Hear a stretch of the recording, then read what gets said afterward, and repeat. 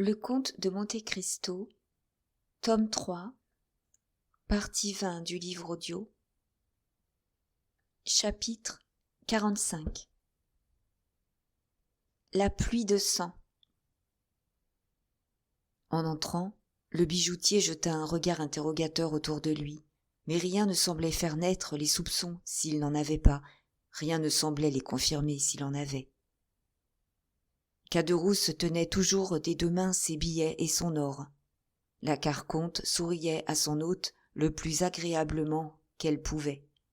« Ah ah !» dit le bijoutier, « il paraît que vous aviez peur de ne pas avoir votre compte, que vous repassiez votre trésor après mon départ. »« Non pas, » dit Caderousse, « mais l'événement qui nous en fait possesseur est si inattendu que nous n'y pouvons croire.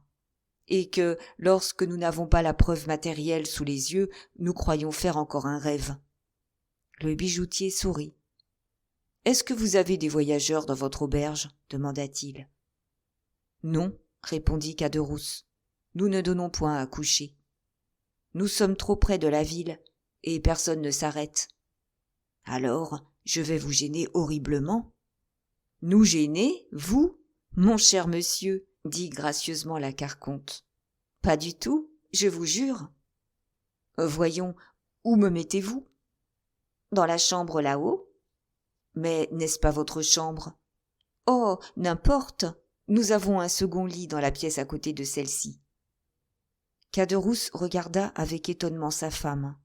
Le bijoutier chantonna un petit air en se chauffant le dos à un fagot que la carconte venait d'allumer dans la cheminée pour sécher son hôte. Pendant ce temps, elle apportait sur un coin de la table où elle avait étendu une serviette les maigres restes d'un dîner, auquel elle joignit 2 ou 3 œufs frais. Caderousse avait renfermé de nouveau les billets dans son portefeuille, son or dans un sac, et le tout dans son armoire. Il se promenait de long en large, sombre et pensif, levant de temps en temps la tête sur le bijoutier, qui se tenait tout fumant devant l'âtre, et qui, à mesure qu'il se séchait d'un côté, se tournait de l'autre. « Là, dit la carconte, en posant une bouteille de vin sur la table. Quand vous voudrez souper, tout est prêt. »« Et vous ? demanda Johannes. »« Moi, je ne souperai pas, répondit Caderousse. »« Nous avons dîné très tard, se hâta de dire la carconte. »« Je vais donc souper seul, fit le bijoutier. »« Nous vous servirons, répondit la carconte avec un empressement qui ne lui était pas habituel, même envers ses hôtes payants. De temps en temps, Caderousse lançait sur elle un regard rapide comme un éclair. L'orage continuait. « Entendez-vous, dit la carconte. Vous avez, ma foi, bien fait de revenir. »« Ce qui n'empêche pas, dit le bijoutier, que si pendant mon souper l'ouragan s'apaise, je me remettrai en route. »« C'est le Mistral, dit Caderousse en secouant la tête. Nous en avons pour jusqu'à demain. Et il poussa un soupir. Ma foi, dit le bijoutier en se mettant à table, tant pis pour ceux qui sont dehors. Oui, reprit la carconte, ils passeront une mauvaise nuit.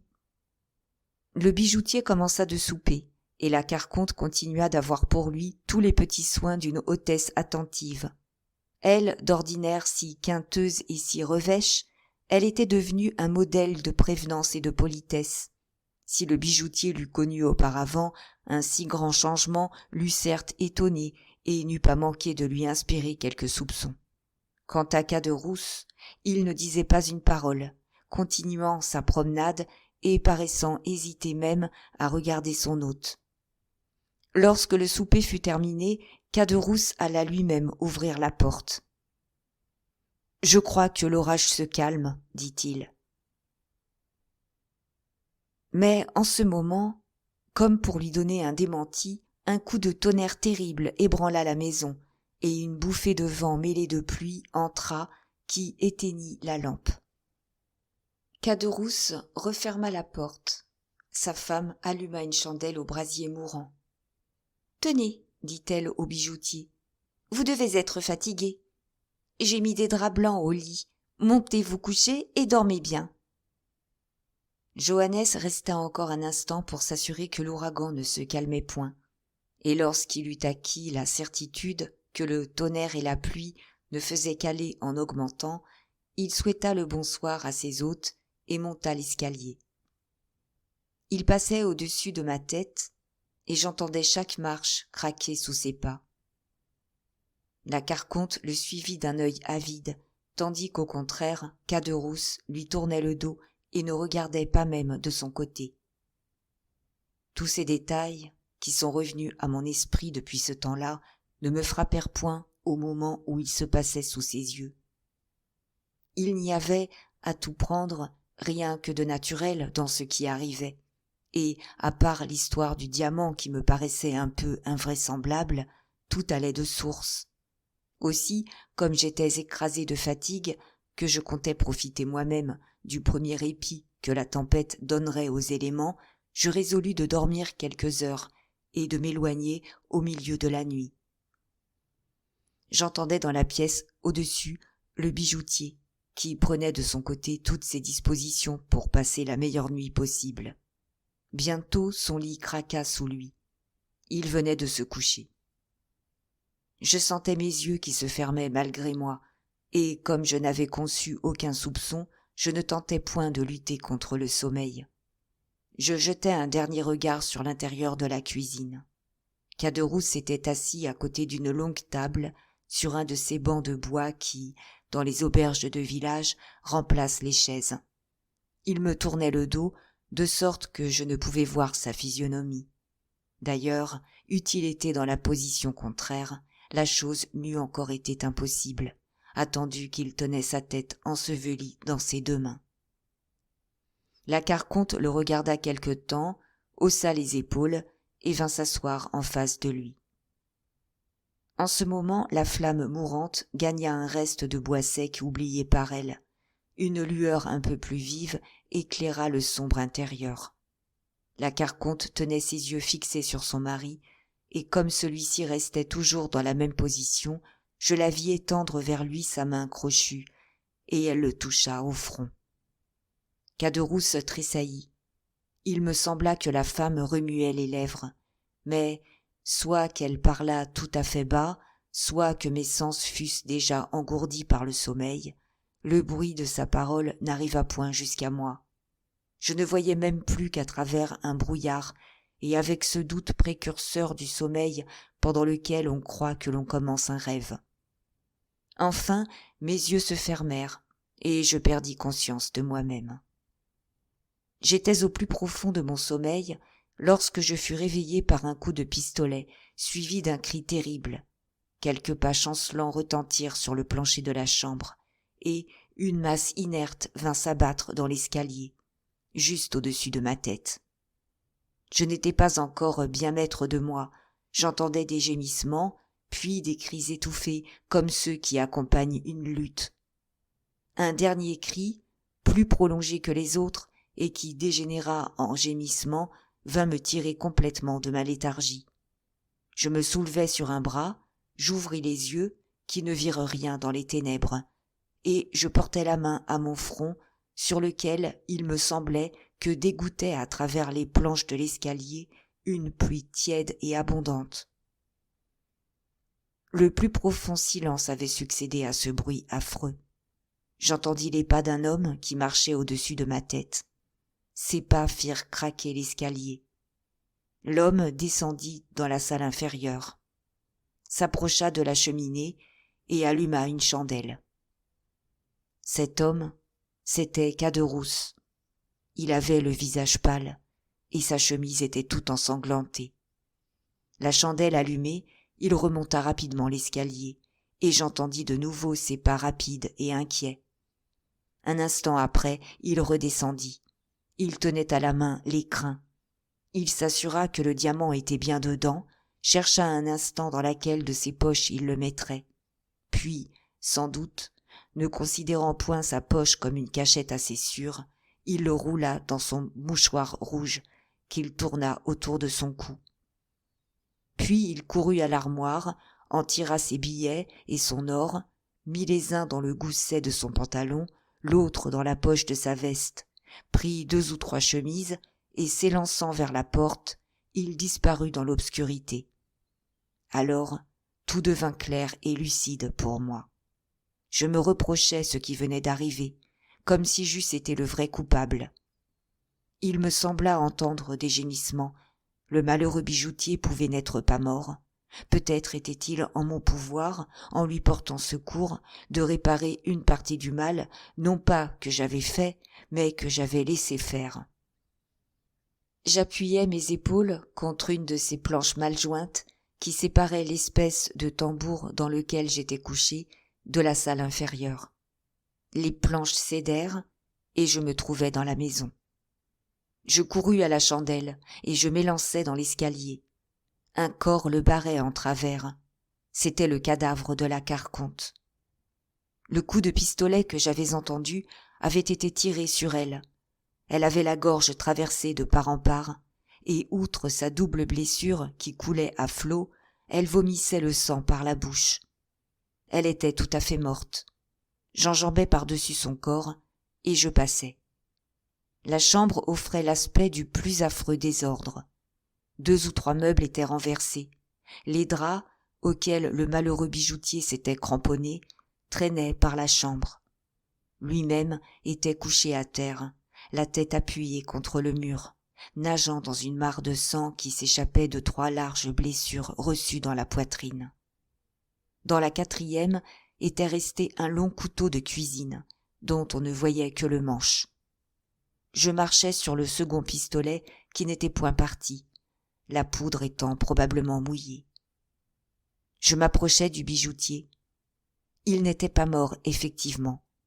Au bruit que je fis, à l'ébranlement du plancher surtout, il rouvrit des yeux hagards, parvint à les fixer un instant sur moi, remua les lèvres comme s'il voulait parler, et expira. Cet affreux spectacle m'avait rendu presque insensé. Du moment où je ne pouvais plus porter de secours à personne, je n'éprouvais plus qu'un besoin, celui de fuir. Je me précipitais dans l'escalier, en enfonçant mes mains dans mes cheveux et en poussant un rugissement de terreur. Dans la salle inférieure, il y avait 5 ou 6 douaniers et 2 ou 3 gendarmes, toute une troupe armée. On s'empara de moi. Je n'essayais même pas de faire résistance. Je n'étais plus le maître de mes sens. J'essayais de parler, je poussais quelques cris inarticulés. Voilà tout. Je vis que les douaniers et les gendarmes me montraient du doigt. J'abaissais les yeux sur moi-même. J'étais tout couvert de sang. Cette pluie tiède que j'avais sentie tomber sur moi à travers les planches de l'escalier, c'était le sang de la carconte. Je montrai du doigt l'endroit où j'étais caché. « Que veut-il dire ?» demanda un gendarme. Un douanier alla voir. « Il veut dire qu'il est passé par là, » répondit-il. Et il montra le trou par lequel j'avais passé, effectivement. Alors je compris qu'on me prenait pour l'assassin. Je retrouvais la voix, je retrouvais la force. Je me dégageais des mains des 2 hommes qui me tenaient en m'écriant « Ce n'est pas moi, ce n'est pas moi !» 2 gendarmes me mirent en joue avec leurs carabines. « Si tu fais un mouvement, dirent-ils, tu es mort. »« Mais, m'écriai-je, puisque je vous répète que ce n'est pas moi. »« Tu conteras ta petite histoire au juge de Nîmes, » répondirent-ils. « En attendant, suis-nous, et si nous avons un conseil à te donner, c'est de ne pas faire résistance. » Ce n'était point mon intention. J'étais brisé par l'étonnement et par la terreur. On me mit les menottes, on m'attacha à la queue d'un cheval, et l'on me conduisit à Nîmes. J'avais été suivi par un douanier. Il m'avait perdu de vue aux environs de la maison. Il s'était douté que j'y passerais la nuit. Il avait été prévenir ses compagnons, et ils étaient arrivés juste pour entendre le coup de pistolet et pour me prendre au milieu de telles preuves de culpabilité que je compris tout de suite la peine que j'aurais à faire reconnaître mon innocence.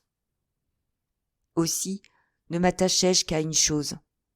Ma première demande au juge d'instruction fut pour le prier de faire chercher partout un certain abbé Busoni, qui s'était arrêté dans la journée à l'auberge du Pont du Gard. Si Caderousse avait inventé une histoire, si cet abbé n'existait pas, il était évident que j'étais perdu, à moins que Caderousse ne fût pris à son tour et n'avouât tout. 2 mois s'écoulèrent, pendant lesquels, je dois le dire à la louange de mon juge, toutes les recherches furent faites pour retrouver celui que je lui demandais. J'avais déjà perdu tout espoir. Caderousse n'avait point été pris. J'allais être jugé à la première session.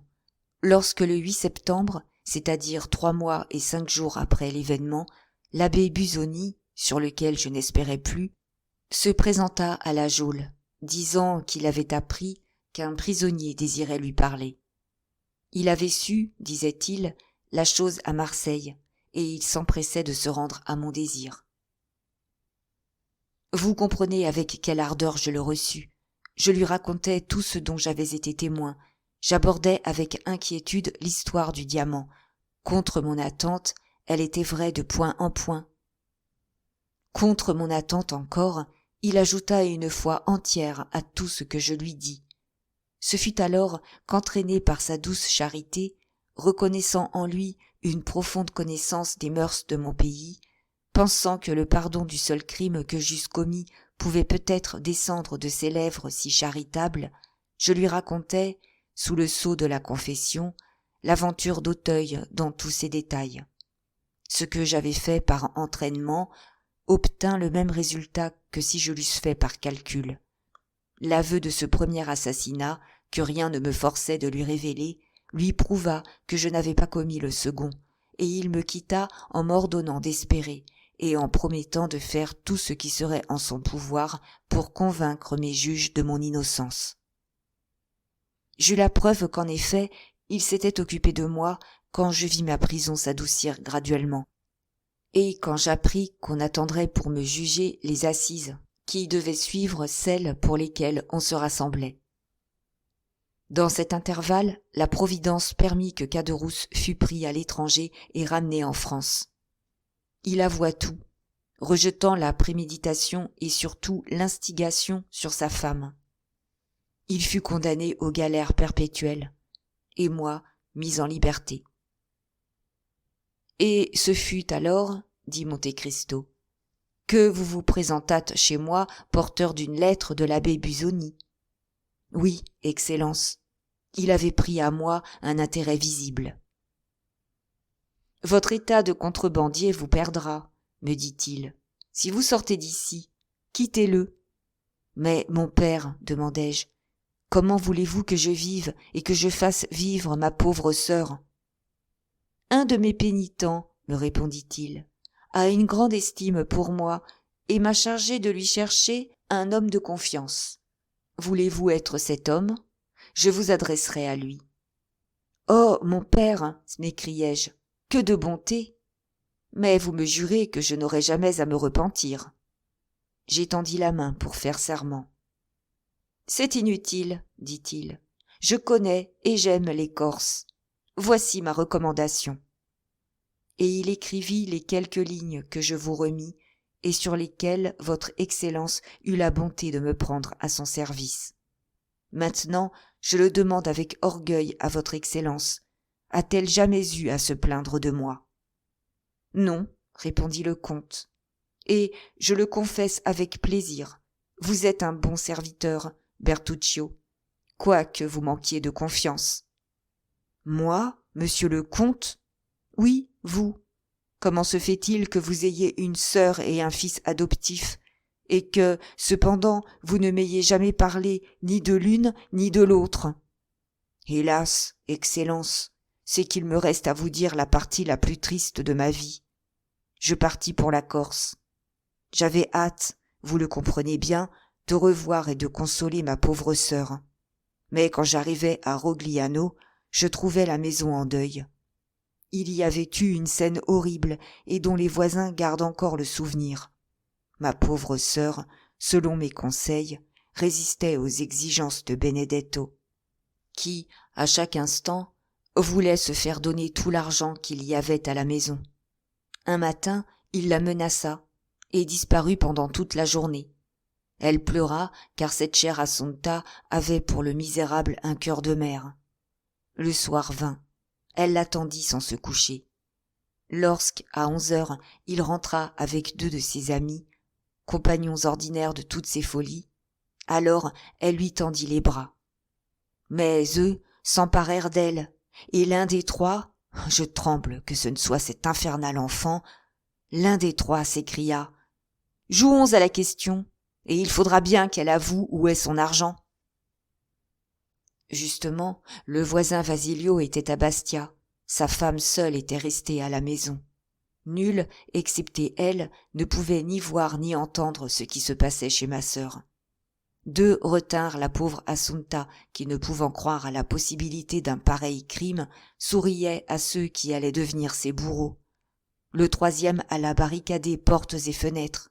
Puis il revint, et tous 3 réunis, étouffant les cris que la terreur lui arrachait devant ces préparatifs plus sérieux, approchèrent les pieds d'Assunta du brasier sur lequel ils comptaient pour lui faire avouer où était caché notre petit trésor. Mais, dans la lutte, le feu prit à ses vêtements. Ils lâchèrent alors la patiente, pour ne pas être brûlés eux-mêmes. Tout en flammes, elle courut à la porte, mais la porte était fermée. Elle s'élança vers la fenêtre, mais la fenêtre était barricadée.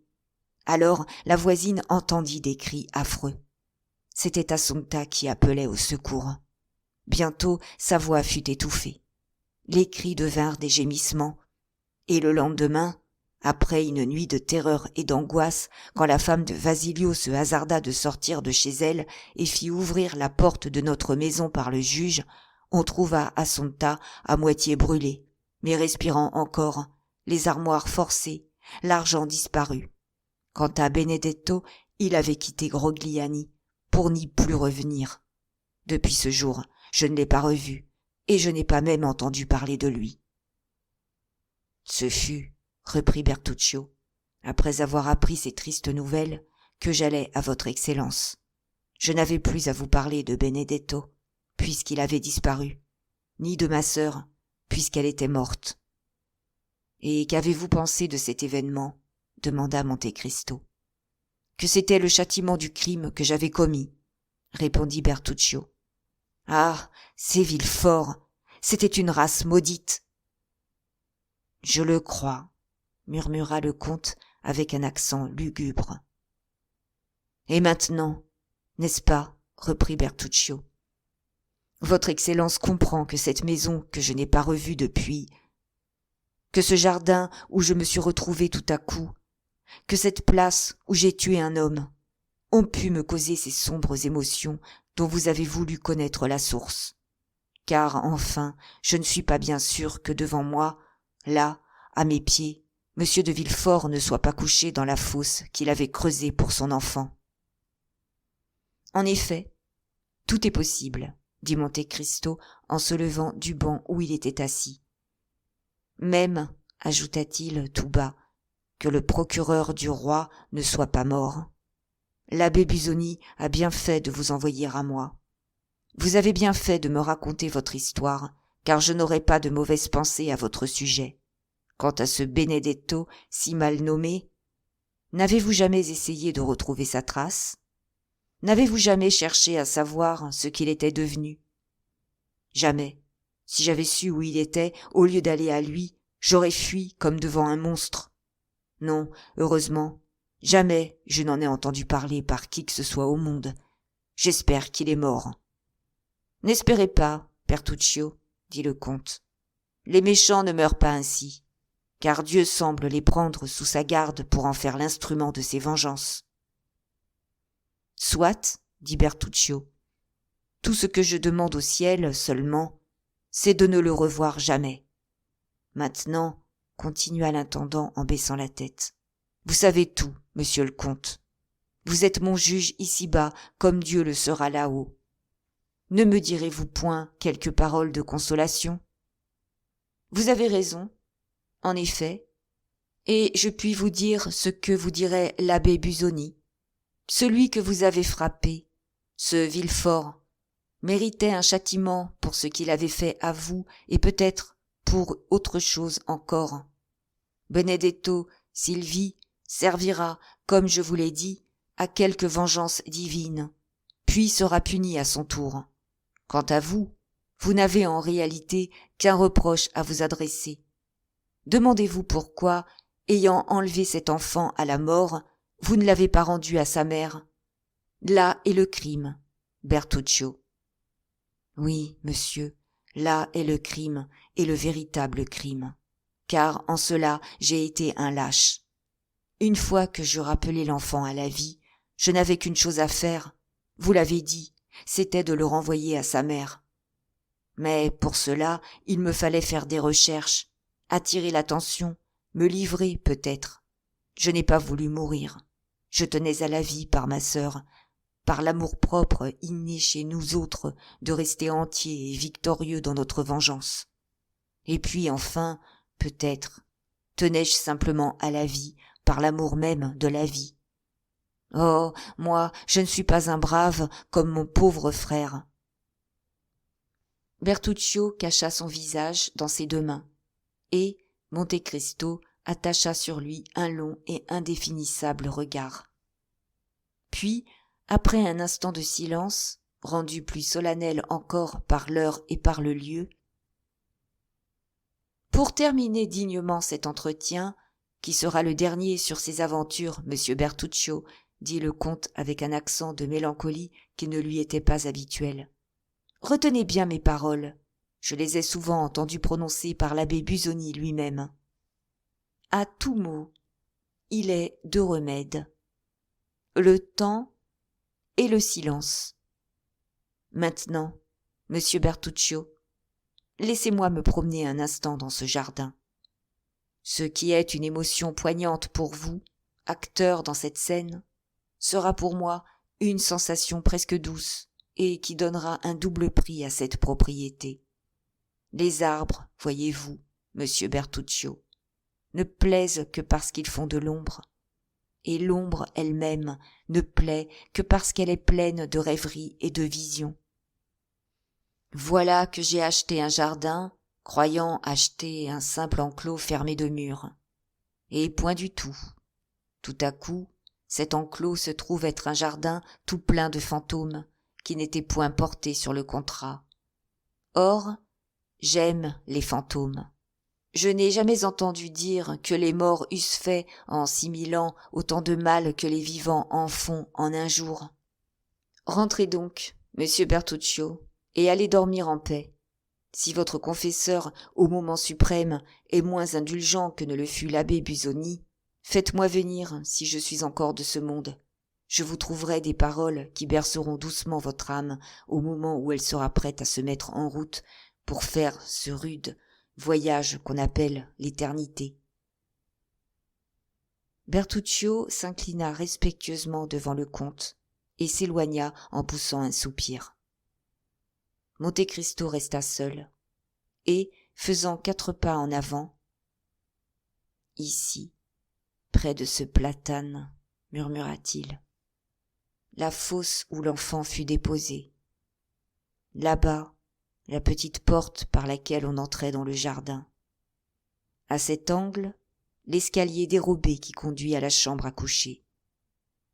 Je ne crois pas avoir besoin d'inscrire tout cela sur mes tablettes, car voilà devant mes yeux, autour de moi, sous mes pieds, le plan en relief, le plan vivant.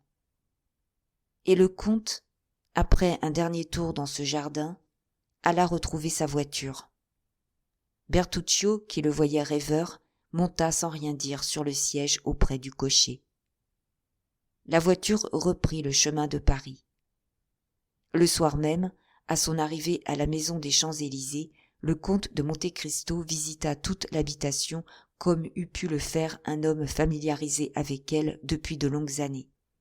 Pas une seule fois, quoiqu'il marchât le premier, il n'ouvrit une porte pour une autre, et ne prit un escalier ou un corridor qui ne le conduisit pas directement où il comptait aller. Ali l'accompagnait dans cette revue nocturne. Le comte donna à Bertuccio plusieurs ordres pour l'embellissement ou la distribution nouvelle du logis, et, tirant sa montre, il dit au Nubien attentif : « Il est 11h30. Haydée ne peut tarder à arriver. A-t-on prévenu les femmes françaises ?» Ali étendit la main vers l'appartement destiné à la belle grecque et qui était tellement isolé qu'en cachant la porte derrière une tapisserie, on pouvait visiter toute la maison sans se douter qu'il y eût là un salon et 2 chambres habitées. Ali, disons-nous donc, étendit la main vers l'appartement, montra le nombre 3 avec les doigts de sa main gauche, et sur cette même main, mise à plat, appuya sa tête, ferma les yeux en guise de sommeil. « Ah !» fit Monte Cristo, habitué à ce langage. « Elles sont 3 qui attendent dans la chambre à coucher, n'est-ce pas ?»« Oui, » fit Ali en agitant la tête de haut en bas. « Madame sera fatiguée ce soir, » continua Monte Cristo, « et sans doute elle voudra dormir. Qu'on ne la fasse pas parler. Les suivantes françaises doivent seulement saluer leur nouvelle maîtresse et se retirer. Vous veillerez à ce que la suivante grecque ne communique pas avec les suivantes françaises. » Ali s'inclina.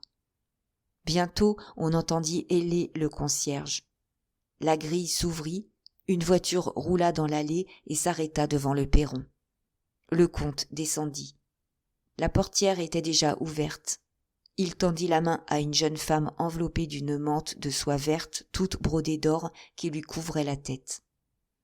La jeune femme prit la main qu'on lui tendait, la baisa avec un certain amour mêlé de respect, et quelques mots furent échangés tendrement de la part de la jeune femme et avec une douce gravité de la part du comte, dans cette langue sonore que le vieil Homère a mise dans la bouche de ses dieux. Alors, précédée d'Ali qui portait un flambeau de cire rose, la jeune femme, laquelle n'était autre que cette belle grecque, compagne ordinaire de Monte Cristo en Italie, fut conduite à son appartement. Puis le comte se retira dans le pavillon qu'il s'était réservé. À 00h30, toutes les lumières étaient éteintes dans la maison, et l'on eût pu croire que tout le monde dormait. Chapitre 46. Le crédit illimité. Le lendemain, vers 2h de l'après-midi, une calèche attelée de 2 magnifiques chevaux anglais s'arrêta devant la porte de Monte Cristo. Un homme vêtu d'un habit bleu, à boutons de soie de même couleur, d'un gilet blanc sillonné par une énorme chaîne d'or et d'un pantalon couleur noisette, coiffé de cheveux si noirs et descendant si bas sur les sourcils, qu'on eût pu hésiter à les croire naturels tant ils semblaient peu en harmonie avec celles des rides inférieures qu'il ne parvenait point à cacher. Un homme, enfin, de 50 à 55 ans, et qui cherchait à en paraître 40, passa sa tête par la portière d'un coupé sur le panneau duquel était peinte une couronne de baron, et envoya son groom demander au concierge si le comte de Monte Cristo était chez lui. En attendant, cet homme considérait, avec une attention si minutieuse qu'elle devenait presque impertinente, l'extérieur de la maison, ce que l'on pouvait distinguer du jardin, et la livrée de quelques domestiques que l'on pouvait apercevoir allant et venant. L'œil de cet homme était vif, mais plutôt rusé que spirituel. Ses lèvres étaient si minces qu'au lieu de saillir en dehors, elles rentraient dans la bouche. Enfin, la largeur et la proéminence des pommettes, signe infaillible d'astuce, la dépression du front, le renflement de l'occiput qui dépassait de beaucoup de larges oreilles des moins aristocratiques, contribuaient à donner, pour tout physionomiste, un caractère presque repoussant à la figure de ce personnage fort recommandable aux yeux du vulgaire par ses chevaux magnifiques, l'énorme diamant qu'il portait à sa chemise et le raban rouge qui s'étendait d'une boutonnière à l'autre de son habit.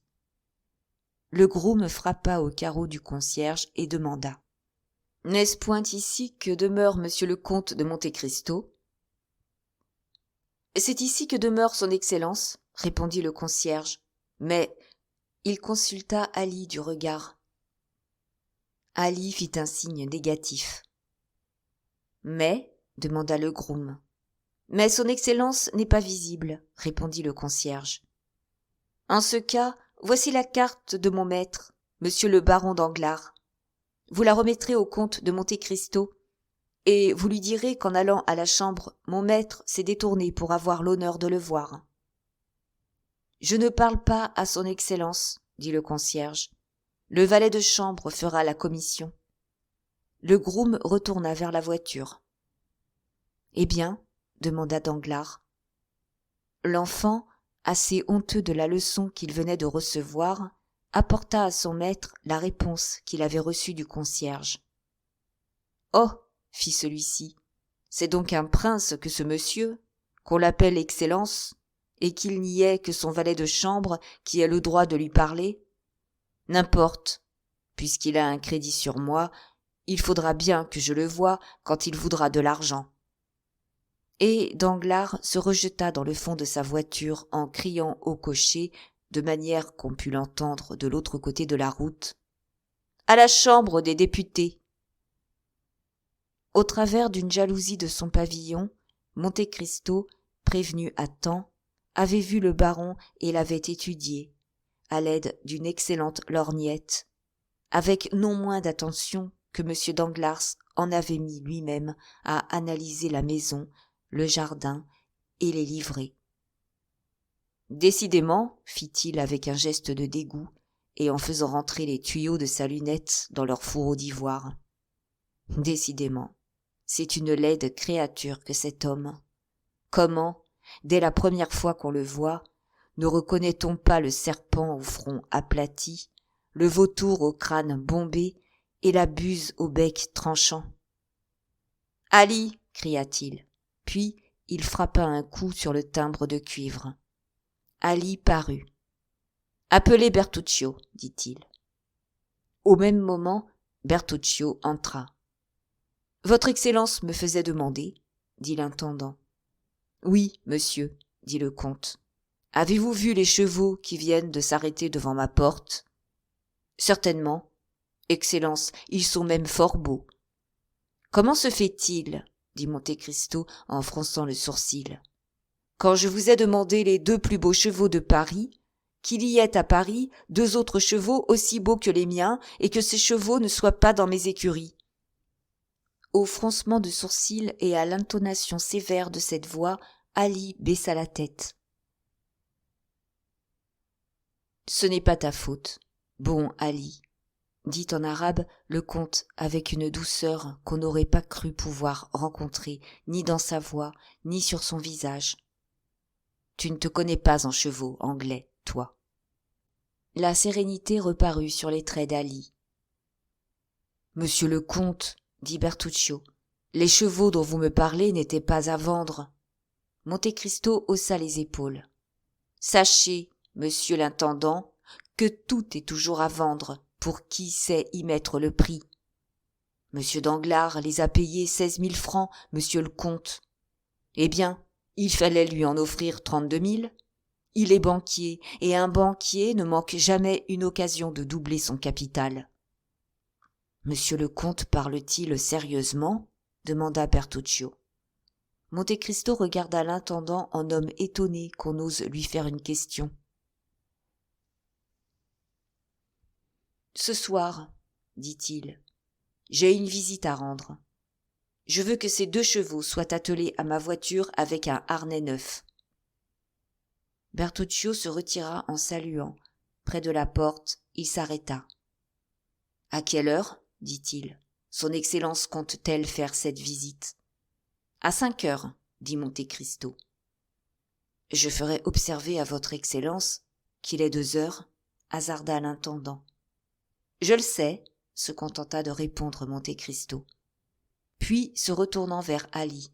« Faites passer tous les chevaux devant madame, » dit-il, « qu'elle choisisse l'attelage qui lui conviendra le mieux et qu'elle me fasse dire si elle veut dîner avec moi. Dans ce cas, on servira chez elle.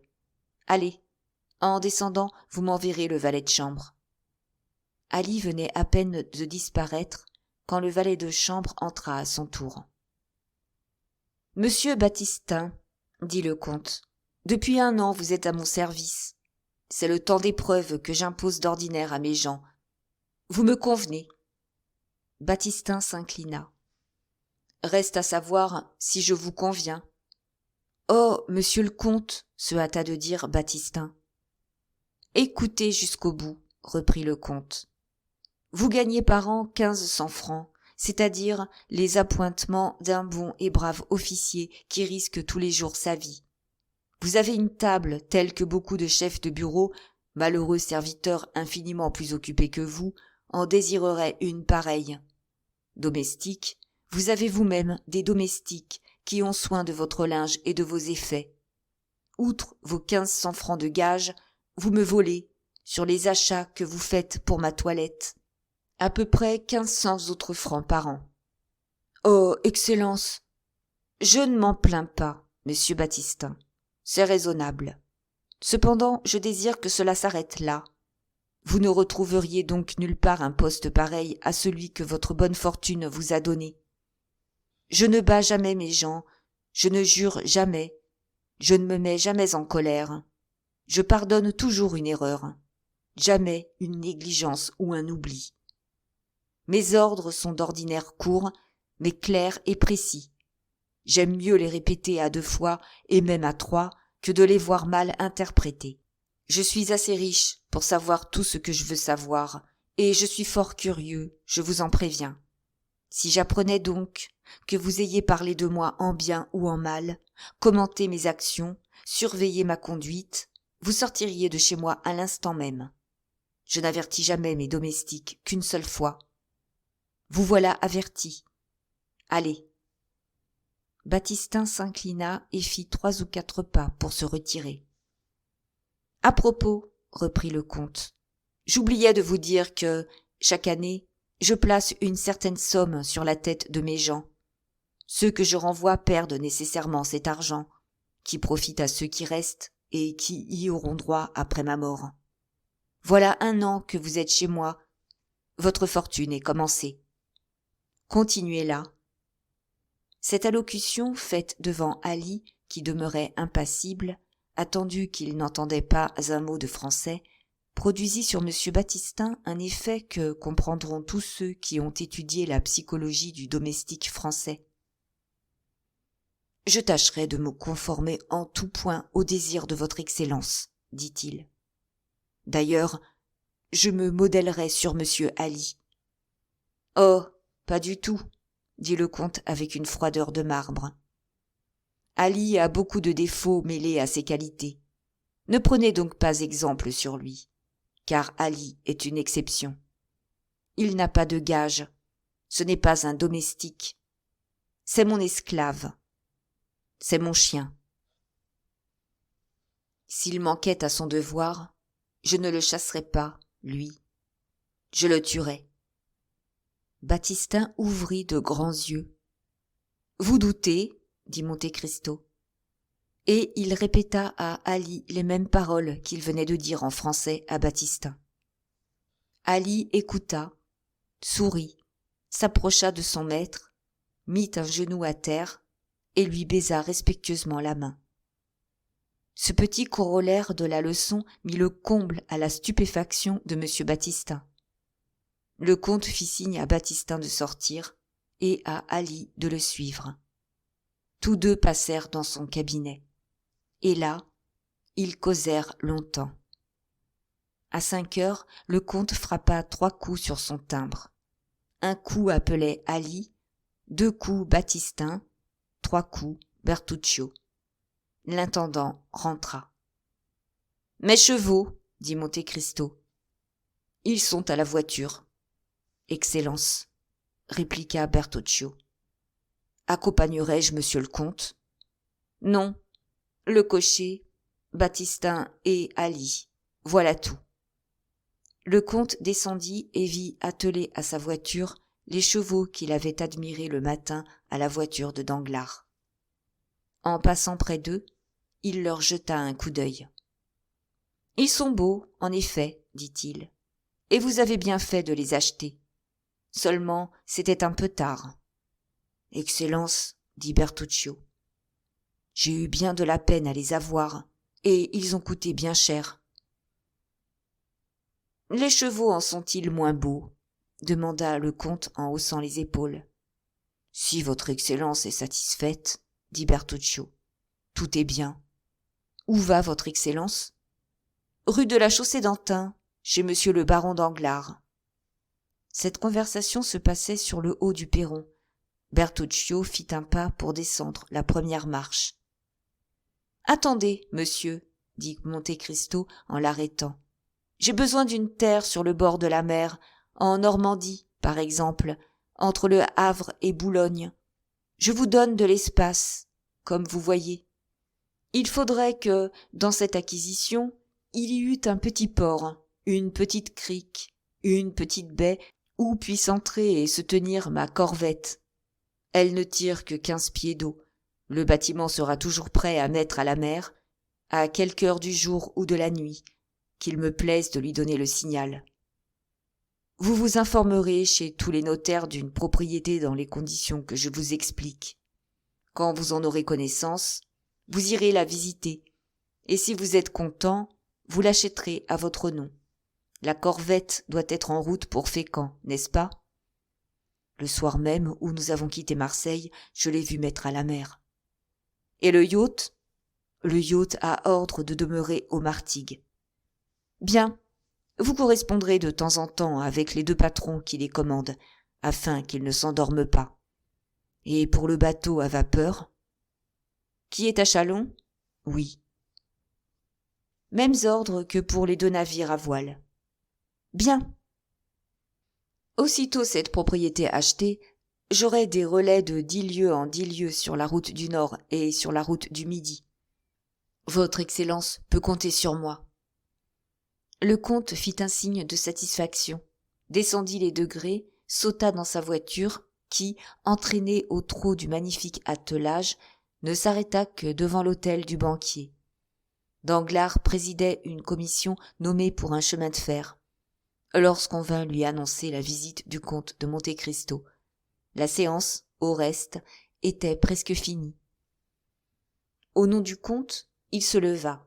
« Messieurs, dit-il en s'adressant à ses collègues, dont plusieurs étaient des honorables membres de l'une ou l'autre chambre, pardonnez-moi si je vous quitte ainsi, mais imaginez-vous que la maison Thomson et French de Rome m'adresse un certain comte de Monte Cristo en lui ouvrant chez moi un crédit illimité.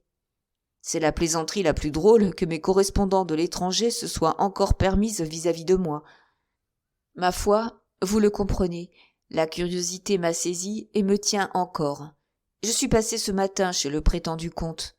Si c'était un vrai comte, vous comprenez qu'il ne serait pas si riche. Monsieur n'était pas visible. Que vous en semble? Ne sont-ce point des façons d'altesse ou de jolies femmes que se donne là maître Monte Cristo? Au reste, la maison située aux Champs-Élysées et qui est à lui, je m'en suis informé, m'a paru propre. Mais un crédit illimité, reprit Danglars en souriant de son vilain sourire, rend bien exigeant le banquier chez qui le crédit est ouvert. J'ai donc hâte de voir notre homme. Je me crois mystifié. Mais ils ne savent point là-bas à qui ils ont affaire. Rira bien qui rira le dernier. En achevant ces mots, et en leur donnant une emphase qui gonfla les narines de monsieur le baron, celui-ci quitta ses hôtes et passa dans un salon blanc et or qui faisait grand bruit dans la Chaussée-d'Antin. C'est là qu'il avait ordonné d'introduire le visiteur pour l'éblouir du premier coup. Le comte était debout, considérant quelques copies de l'Albane et du Fattore qu'on avait fait passer aux banquiers pour des originaux, et qui, toutes copies qu'elles étaient, juraient fort avec les chicorées d'or de toutes couleurs qui garnissaient les plafonds. Au bruit que fit Danglars en entrant, le comte se retourna. Danglars salua légèrement de la tête et fit signe au comte de s'asseoir dans un fauteuil de bois doré garni de satin blanc broché d'or. Le comte s'assit. « C'est à monsieur le comte de Monte Cristo que j'ai l'honneur de parler ?»« Et moi, répondit le comte, à monsieur le baron Danglars, chevalier de la Légion d'honneur, membre de la Chambre des députés. Monte Cristo redisait tous les titres qu'il avait trouvés sur la carte du baron. Danglars sentit la botte et se mordit les lèvres. « Excusez-moi, monsieur, dit-il, de ne pas vous avoir donné du premier coup le titre sous lequel vous m'avez été annoncé. Mais, vous le savez, nous vivons sous un gouvernement populaire, et moi, je suis un représentant des intérêts du peuple. »« De sorte, répondit Monte Cristo, que, tout en conservant l'habitude de vous faire appeler baron, vous avez perdu celle d'appeler les autres comte. »« Ah, je n'y tiens pas même pour moi, monsieur, répondit négligemment Danglars. Ils m'ont nommé baron et fait chevalier de la Légion d'honneur pour quelques services rendus, mais vous avez abdiqué vos titres, comme ont fait autrefois messieurs de Montmorency et de Lafayette. C'était un bel exemple à suivre, monsieur. Pas tout à fait, cependant, reprit Danglars embarrassé. Pour les domestiques, vous comprenez. Oui, vous vous appelez monseigneur pour vos gens. Pour les journalistes, vous vous appelez monsieur. Et pour vos commettants, citoyens. Ce sont des nuances très applicables au gouvernement constitutionnel. Je comprends parfaitement. Danglars se pinça les lèvres. Il vit que, sur ce terrain-là, il n'était pas de force avec Monte Cristo. Il essaya donc de revenir sur un terrain qui lui était plus familier. « Monsieur le comte, dit-il en s'inclinant, j'ai reçu une lettre d'avis de la maison Thomson et French. J'en suis charmé, monsieur le baron. Permettez-moi de vous traiter comme vous traitent vos gens. C'est une mauvaise habitude prise dans des pays où il y a encore des barons, justement parce qu'on n'en fait plus. J'en suis charmé, dis-je. Je n'aurai pas besoin de me présenter moi-même, ce qui est toujours assez embarrassant. Vous aviez donc, disiez-vous, reçu une lettre d'avis ? Oui, dit Danglars, mais je vous avoue que je n'en ai pas parfaitement compris le sens. Bah. Et j'avais même eu l'honneur de passer chez vous pour vous demander quelques explications. Faites, monsieur. Me voilà, j'écoute et suis prêt à vous entendre. Cette lettre, dit Danglars, je l'ai sur moi, je crois. Il fouilla dans sa poche. Oui, la voici. Cette lettre ouvre à monsieur le comte de Monte Cristo un crédit illimité sur ma maison. Eh bien, monsieur le baron, que voyez-vous d'obscur là-dedans ? Rien, monsieur, seulement le mot illimité. Eh bien, ce mot n'est-il pas français ? Vous comprenez, ce sont des anglo-allemands qui écrivent. Oh, si fait, monsieur, et du côté de la syntaxe, il n'y a rien à redire. Mais il n'en est pas de même du côté de la comptabilité. « Est-ce que la maison Thomson et French, demanda Monte Cristo de l'air le plus naïf qu'il put prendre, n'est point parfaitement sûre, à votre avis, monsieur le baron ? Diable, cela me contrarierait, car j'ai quelques fonds placés chez elle. Ah, parfaitement sûr, répondit Danglars avec un sourire presque railleur. Mais le sens du mot illimité, en matière de finances, est tellement vague. Qu'il est illimité, n'est-ce pas ? Dit Monte Cristo. C'est justement cela, monsieur, que je voulais dire. Or, le vague, c'est le doute, et, dit le sage, dans le doute, abstiens-toi. Ce qui signifie, reprit Monte Cristo, que si la maison Thomson et French est disposée à faire des folies, la maison Danglars ne l'est pas à suivre son exemple. Comment cela, monsieur le comte ? Oui, sans doute. Messieurs Thomson et French font les affaires sans chiffres, mais monsieur Danglars a une limite aux siennes. C'est un homme sage, comme il disait tout à l'heure. Monsieur, répondit orgueilleusement le banquier, personne n'a encore compté avec ma caisse. Alors, répondit froidement Monte Cristo, il paraît que c'est moi qui commencerai. Qui vous dit cela ? Les explications que vous me demandez, monsieur, et qui ressemblent fort à des hésitations. Danglars se mordit les lèvres. C'était la seconde fois qu'il était battu par cet homme, et cette fois sur un terrain qui était le sien. Sa politesse railleuse n'était qu'affectée, et touchait à cet extrême si voisin qui est l'impertinence.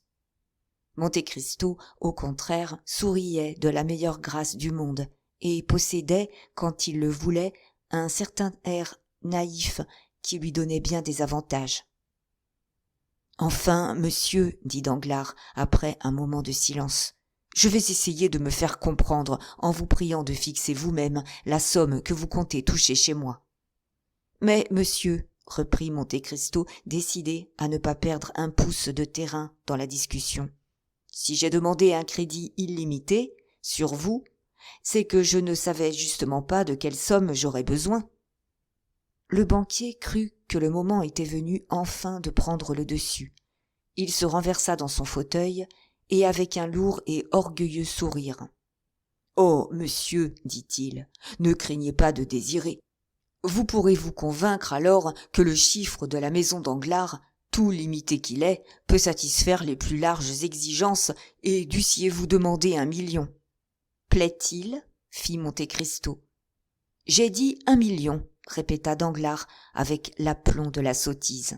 « Et que ferais-je d'1 million » dit le comte. « Bon Dieu, monsieur, s'il ne m'eût fallu qu'1 million, je ne me serais pas fait ouvrir un crédit pour une pareille misère. 1 million ? Mais j'ai toujours 1 million dans mon portefeuille ou dans mon nécessaire de voyage. » Et Monte Cristo retira d'un petit carnet où étaient ses cartes de visite 2 bons de 500 000 francs chacun, payables au porteur sur le trésor. Il fallait assommer et non piquer un homme comme Danglars. Le coup de massue fit son effet. Le banquier chancela et eut le vertige. Il ouvrit sur Monte Cristo 2 yeux hébétés dont la prunelle se dilata effroyablement. « Voyons, avouez-moi, dit Monte Cristo, que vous vous défiez de la maison Thomson et French. Mon Dieu, c'est tout simple. J'ai prévu le cas et, quoique assez étranger aux affaires, j'ai pris mes précautions. Voici donc 2 autres lettres pareilles à celle qui vous est adressée. L'une est de la maison Arestein et Escoles de Vienne, sur monsieur le baron de Rothschild. L'autre est de la maison Baring de Londres, sur monsieur Laffitte. Dites un mot, monsieur, et je vous ôterai toute préoccupation en me présentant dans l'une ou l'autre de ces 2 maisons. » C'en était fait. Danglars était vaincu. Il ouvrit avec un tremblement visible la lettre de Vienne et la lettre de Londres, que lui tendait du bout des doigts le comte, vérifia l'authenticité des signatures avec une minutie qui eût été insultante pour Monte Cristo s'il n'eût pas fait la part de l'égarement du banquier. « Oh, monsieur, voilà 3 signatures qui valent bien des millions, » dit Danglars en se levant comme pour saluer la puissance de l'or personnifié en cet homme qu'il avait devant lui. « 3 crédits illimités sur nos maisons. Pardonnez-moi, monsieur le comte, mais tout en cessant d'être défiant, on peut demeurer encore étonné. »« Oh, ce n'est pas une maison comme la vôtre qui s'étonnerait ainsi, » dit Monte Cristo avec toute sa politesse. « Ainsi, vous pourrez donc m'envoyer quelque argent, n'est-ce pas ? Parlez, monsieur le comte, je suis à vos ordres. »« Eh bien, reprit Monte Cristo, à présent que nous nous entendons, car nous nous entendons, n'est-ce pas ?» Danglars fit un signe de tête affirmatif. « Et vous n'avez plus aucune défiance, » continua Monte Cristo. « Oh, monsieur le comte, s'écria le banquier, je n'en ai jamais eu. »« Non, vous désiriez une preuve, voilà tout. »« Eh bien, répéta le comte, maintenant que nous nous entendons, maintenant que vous n'avez plus aucune défiance, fixons, si vous le voulez bien, une somme générale pour la première année. 6 millions, par exemple. »« 6 millions, soit, » dit Danglars suffoqué. « S'il me faut plus, reprit machinalement Monte Cristo, nous mettrons plus. Mais je ne compte rester qu'1 année en France, et pendant cette année, je ne crois pas dépasser ce chiffre. Enfin, nous verrons. Veuillez, pour commencer, me faire porter 500 000 francs demain. Je serai chez moi jusqu'à midi, et d'ailleurs, si je n'y étais pas, je laisserai un reçu à mon intendant. »« L'argent sera chez vous demain à 10 heures du matin, monsieur le comte, » répondit Danglars. « Voulez-vous de l'or ou des billets de banque ou de l'argent ? Or et billets par moitié, s'il vous plaît. » Et le comte se leva. « Je dois vous confesser une chose, monsieur le comte, dit Danglars à son tour. Je croyais avoir des notions exactes sur toutes les belles fortunes de l'Europe, et cependant la vôtre, qui me paraît considérable, m'était, je l'avoue, tout à fait inconnue. Elle est récente? Non, monsieur, répondit Monte Cristo. Elle est, au contraire, de fort vieille date. C'était une espèce de trésor de famille auquel il était défendu de toucher et dont les intérêts accumulés ont triplé le capital. L'époque fixée par le testateur est révolue depuis quelques années seulement. Ce n'est donc que depuis quelques années que j'en use, et votre ignorance à ce sujet n'a rien que de naturel. Au reste, vous la connaîtrez mieux dans quelque temps. Et le comte accompagna ces mots d'un de ces sourires pâles qui faisaient si grand-peur à France d'Épinay. Avec vos goûts et vos intentions, monsieur, continua Danglars, vous allez déployer dans la capitale un luxe qui va nous écraser tous, nous autres pauvres petits millionnaires.